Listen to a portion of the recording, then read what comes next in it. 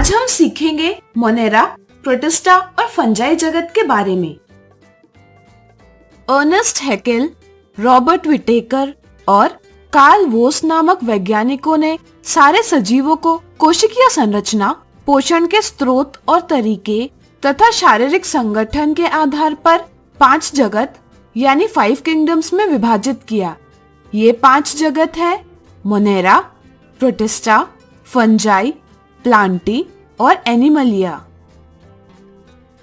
पिछले वीडियो में हमने 5 जगत वर्गीकरण के बारे में समझा।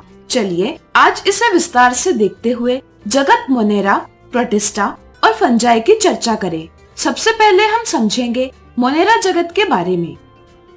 मोनेरा जगत में पृथ्वी पर सबसे पहले उत्पन्न होने वाले जीव है, जैसे जीवाणु, नीलहरित शैवाल अर्थात साइनोबैक्टीरिया, माइकोप्लाज्मा इत्यादि।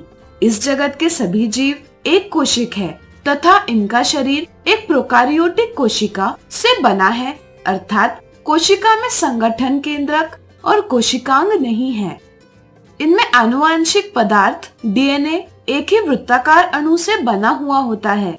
इनमें से कुछ जीवों में कोशिका भित्ति पाई जाती है तथा कुछ में नहीं। इसी तरह इस जगत के कुछ जीव जैसे नीलहरित शैवाल स्वपोषी है, अर्थात प्रकाश संश्लेषण की विधि से अपना भोजन स्वयं बना सकते हैं, तथा कुछ जीव जैसे जीवाणु विषमपोषी है, अर्थात वे अपना भोजन नहीं बना सकते, बल्कि वे भोजन के लिए अन्य जीवधारियों तथा मृत कार्बनिक पदार्थों पर निर्भर करते हैं। मोनेरा जगत के जीव अलैंगिक जनन यानी एसेक्सुअल रिप्रोडक्शन से संतति उत्पन्न करते हैं।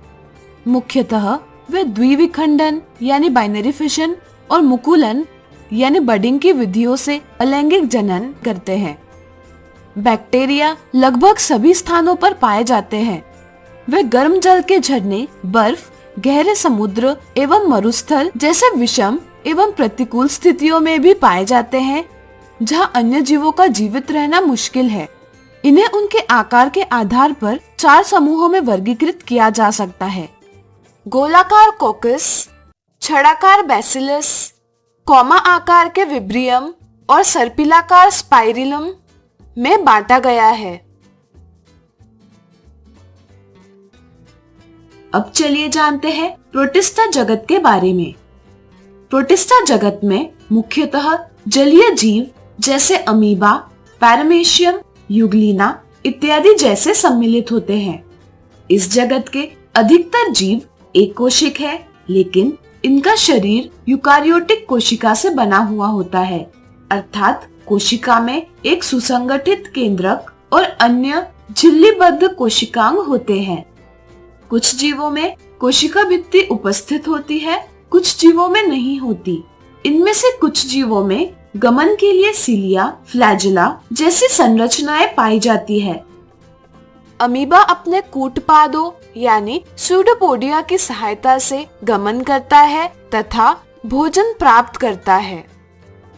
इनमें से कुछ जीवों के पोषण की विधि स्वपोषी होती है तथा कुछ जीवों के पोषण की विधि विषमपोषी होती है। इनमें से कुछ जीव जैसे ट्रिपोनोसोमा प्रोटोजोआ परपोषी होते हैं। वे स्लीपिंग सिकनेस इस बीमारी का कारण होते हैं। इनमें से कुछ जीव अलैंगिक पद्धति से तथा कुछ जीव लैंगिक पद्धति से जनन करते हैं। लैंगिक जनन में कोशिका संलयन एवं युग्मनज बनाने की विधि अपनाई जाती है। अब चलिए चर्चा करते हैं फंजाई जगत की। फंजाई जगत को कवक जगत भी कहा जाता है। इनमें जीव जैसे यीस्ट, मोल्ड, मशरूम इत्यादि सम्मिलित है। अधिकांश फंजाई बहुकोशिक है, जो लंबी पतली धागेनुमा संरचनाओं से बने होते हैं। इन संरचनाओं को कवक तंतु कहते हैं। लेकिन यीस्ट एक कोशिक है। वे यूकेरियोटिक कोशिकाओं से बने हुए होते हैं, जिसमें एक सुसंगठित केंद्रक और अन्य झिल्लीबद्ध कोशिकांग होते हैं। इनकी कोशिकाओं में कोशिका भित्ति उपस्थित होती है, जो काइटिन नामक जटिल शर्करा की बनी होती है।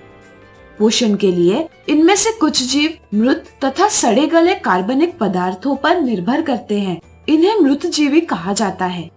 कुछ जीव अपना पोषण आतिथेय जीव यानी होस्ट जैसे जंतु या कोई पादप के शरीर से जीवित जीव द्रव्य यानी लिविंग प्रोटोप्लाज्म के रूप में प्राप्त करते हैं, इन्हें परजीवी कहते हैं।